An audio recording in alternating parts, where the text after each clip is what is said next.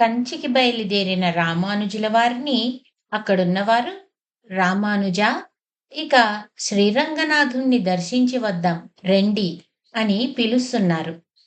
నేను రాలేను, శ్రీరంగనాథునికి దయలేదు అంటారు రామానుజులు. ఇంత దూరం వచ్చి స్వామి దర్శనానికి రారా అంటారు వారు. క్షమించండి, రాలేను అంటారు రామానుజులు. అపచారం, అపచారం, రంగడు భక్తవత్సలుడు నాయనా అంటారు వారు. అంత దయే ఉంటే ఆచార్యులని కొద్దిలో కనీసం ఒక్క మాటైనా మాట్లాడనీయకుండా దూరం చేసేవాడు కాదు కదా అని బాధపడతారు రామానుజుల వారు. కనీసం వారి చూపు కూడా ఈ దీనుడికి దక్కనీయలేదు ఈ రంగడు. స్వాములారా, ఈ ఆచార్యుల దర్శనానికి నేను వచ్చాను, దానికి నేను నోచుకోలేదు. కానీ ఈ ఆచార్యులు 3 వేళ్లు తెరచి నాడు 3 బాధ్యతలు అప్పగించారు. వాటిని తీర్చేలా నన్నాశీర్వదించండి అంటారు రామానుజుల వారు. తదాస్తు అంటారు వారు. ఇక రామానుజుల వారు అడవిలో తిరుగు ప్రయాణం చేస్తూ కంచికి చేరుకుంటారు.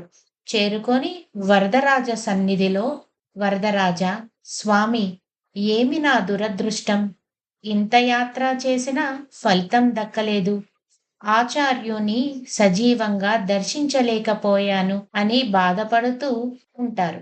కాంచీపూర్ణుల వద్దకు వచ్చి రామానుజుల వారు యామునాచార్యుల వారు ఇక లేరు అన్న విషయాన్ని వారికి తెలియజేసి ఎంతో రోదిస్తారు.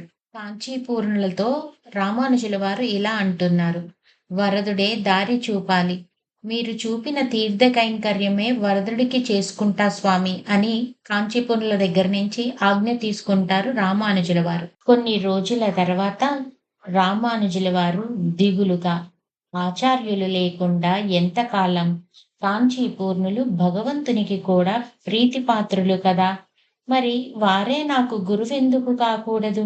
వినయంలో, నిగర్విగా చేసే సేవలో, భక్తి నిష్టలో, ఆచార్య ప్రేమలో, బ్రహ్మ జ్ఞానంలో కాంచీపూర్ణులు మంచి యోగ్యులు.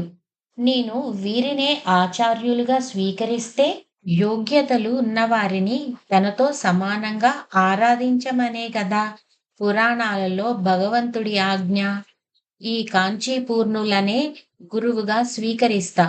ముందు వీరిని అంగీకరింప చేసుకోవాలి కదా. భగవంతుడే స్వయంగా వీరితో మాట్లాడుతాడట.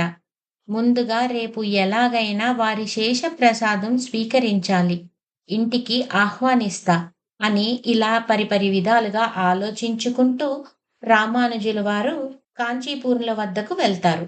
మరి కాంచీపూర్ణుల వారు రామానుజుల వారి కోరిక మన్నించి వారి ఇంటికి వస్తారా, వారు గురువుగా ఉండటానికి అంగీకరిస్తారా లేదా అనేది రేపు తెలుసుకుందాం.